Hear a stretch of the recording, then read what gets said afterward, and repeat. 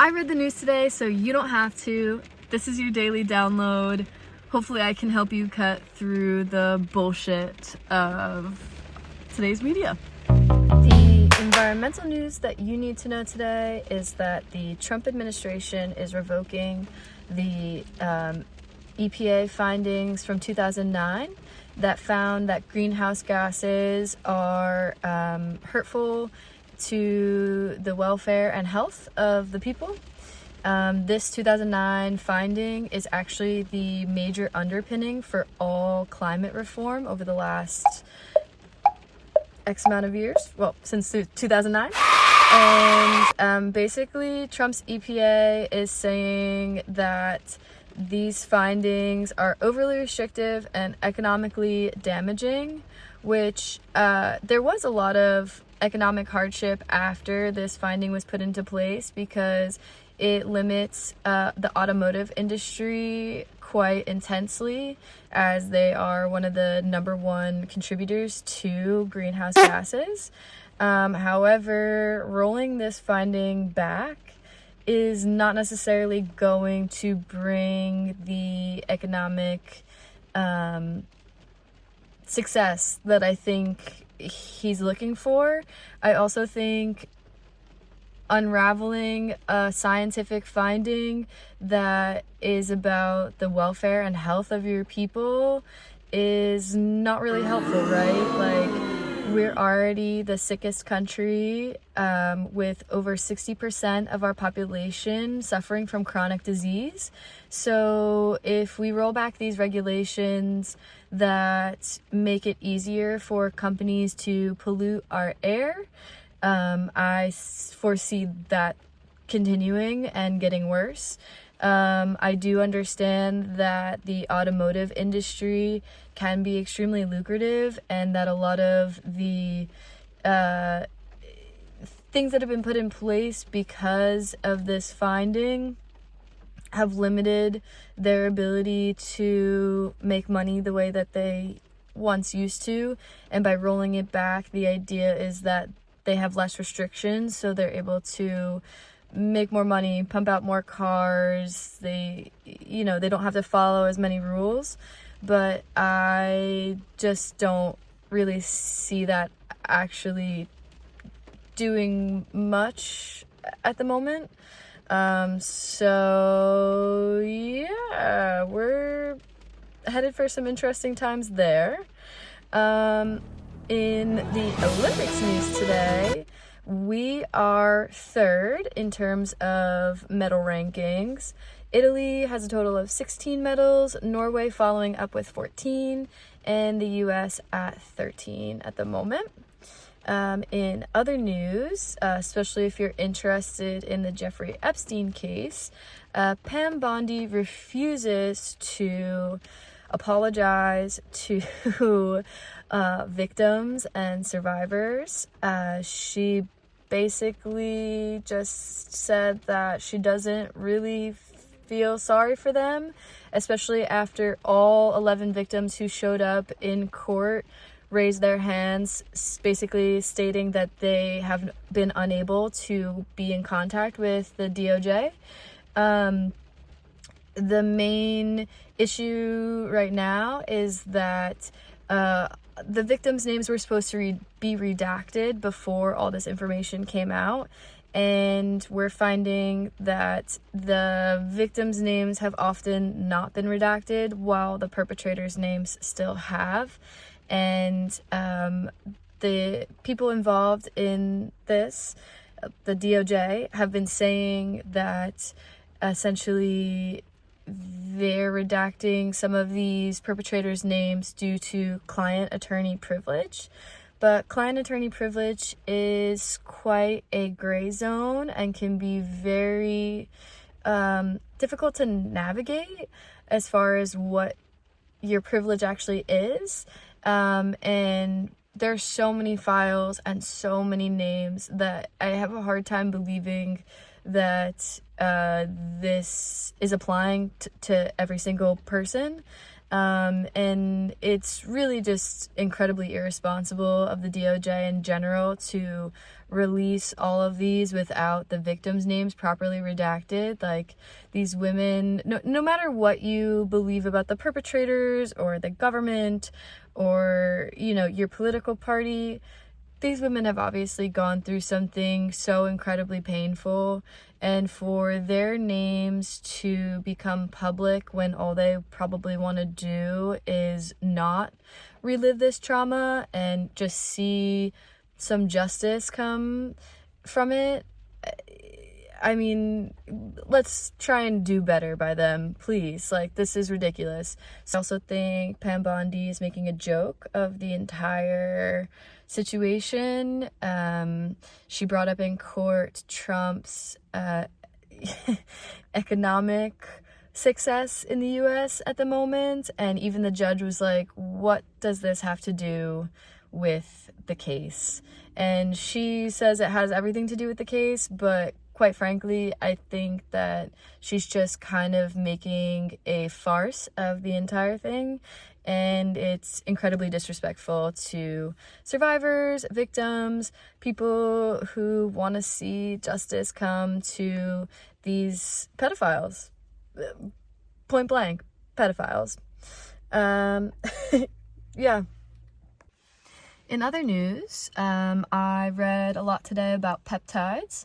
So for all my health and fitness people out there, I know a lot of you are already on the peptide game and probably have a good amount of information about that, but I am new to this information, and the article from the New Yorker was essentially talking about how a lot of peptide use in the US, because it is quite expensive to get from US suppliers. A lot of people are getting their supply from the Chinese factories that produce these products. And while many people seem to have a positive outcome using the peptides, getting tanner skin, leaner muscle mass, some people even report with certain peptides feeling this euphoric feeling that gives them more energy, more focus. There's also a large amount of people reporting that, you know, they used it for chronic pain, and when they stopped, the chronic pain came back twice as more painful than when they first started. Or there was one gentleman who reported to the New Yorker that he had been using peptides for a long time and now is suffering from pancreatic issues due to the injections. My main concern is not necessarily, you know, peptide use. Peptides are the building blocks of proteins. They're something that naturally occur in the body. It's chains of amino acids that then form together to help build proteins. So I don't necessarily think it's a negative thing to want to take this, right? Like, one of the most popular peptides is insulin. So there are people who take these things for health and wellness reasons, and I can totally see how, if you're in the fitness community, that if this boosts your ability, especially for bodybuilding, or if it is your job to be a model and look tan and fresh and tight-skinned all the time, that this could be a great alternative to surgical intervention. However, I think the issue right now is that a lot of what's being pushed is being pushed on TikTok and Instagram to our younger generations, and they already, because they're quite young, are unable to, one, afford to get it in the US, and are ordering from these Chinese companies, and they don't have the same level of purity testing. We're not quite sure what the storage situation is over there, or even in the shipping. Like, peptides need to be refrigerated and taken care of properly so that they work properly. And if that's not happening, you could be injecting things into your body that aren't actually helpful for you and aren't doing what they say they are. And so, you know, my main concern with peptide use is the number of young people using them and whether or not they actually know what they're putting in their body, where it's coming from, the purity and quality of the product. And, one of the statements in the New Yorker article was essentially talking about how the US government should regulate peptides. And I completely agree. Right now, it's kind of in this gray zone where it's not FDA approved, but it's also not technically illegal. And I think if we accurately regulated them, it would allow for people to use them and use them knowing that they're getting what they're supposed to get. Whereas right now, because it's in this gray zone, you can really source it from so many different people or so many different places, and it might be incredibly difficult to figure out whether or not you're actually getting what you're supposed to. I also think that there should be probably some age restrictions involved. The idea of younger generations injecting themselves without medical assistance or parental help, and even just the idea of like sterilization and proper sterilization, I think should be something that needs to be age restricted. So I just found that quite interesting. I think if you're super into health and wellness, that would be interesting as well. In more environmental news, there have been major heat waves, marine heat waves off the coast of Australia, that's really and researchers there are quite concerned about the way that it is infecting the marine environment.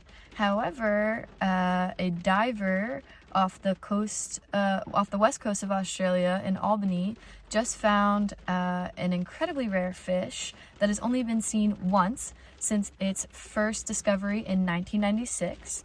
It is called the Brawn wrasse. I don't know if I'm saying that right, but it's a small yellowish green fish with blue stripes that kind of hides in the corals and seaweeds. And this is only the second time ever that it's been seen since its first discovery. And many researchers kind of thought that, especially because of the heat waves that they're experiencing, that an incredibly rare fish like this would be extinct. But it's actually kind of good news that despite the changes in the marine climate, that they're still seeing these rare animals. So hopefully that means that the heat waves aren't affecting our fishy little friends as much as we thought. Last but not least today, I also read an article from Men's Health, basically talking about the phenomenon of man-keeping. And I think this is something that a lot of women fall into, specifically in heterosexual relationships, but the article was also talking about how even the more feminine person in a non-heterosexual relationship can also fall into these habits, although it is mostly seen in heterosexual relationships. Essentially, man-keeping is where the female or more feminine counterpart of the relationship upkeeps the social, emotional ties for their partner.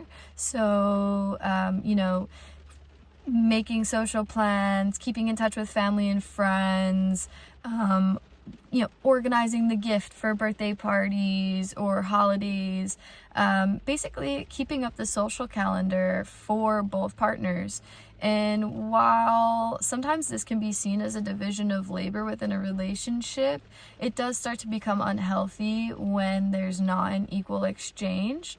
And the article was talking about how this is quite harmful for men or for the counterpart in the relationship who doesn't actively take part, but specifically for men, because men are already way more predisposed to cardiovascular disease and certain chronic diseases, and it's been found that having close, intimate relationships with friends and family are great ways to lower that risk. And so when you have a partner who is actively doing the social emotional labor for you and keeping those more intimate relationships for you, you actually don't receive any of the benefits of that, and you're at even more risk for these health issues. The other risk is that it ruins your relationship, right? Like, there's a difference between carrying the weight for each other in times of grief and hardship and taking turns, but these longer or like more prolonged times where one partner is really kind of managing the other person's life for them is super unhealthy for both people. And it's typically seen in these more heterosexual relationships because a lot of men are not taught how to upkeep these relationships because of the way that we are trained, like societally. So, you know, if you have men in your life out there and you're in a heterosexual relationship, just try and be conscious of whether or not you're actually supporting your partner or harming them by trying to do too much for them. And men out there, like, your friendships and upkeeping your friendships for yourself and close relationships with your family and, you know, being the one to choose the gift or to organize the event or to make the plans, that's really important. And I know a lot of people are socialized to not have this more feminine emotional side, but it is really important that you tap into that, like, not just for your mental well-being, but for the well-being of your romantic relationships and also for your health. So I thought that was quite an interesting article. Yeah. This has been your daily download. If you like it, please give it a like, subscribe. I'm gonna keep reading the news and cutting through the bullshit so you don't have to. And I'm gonna stop saying hopefully.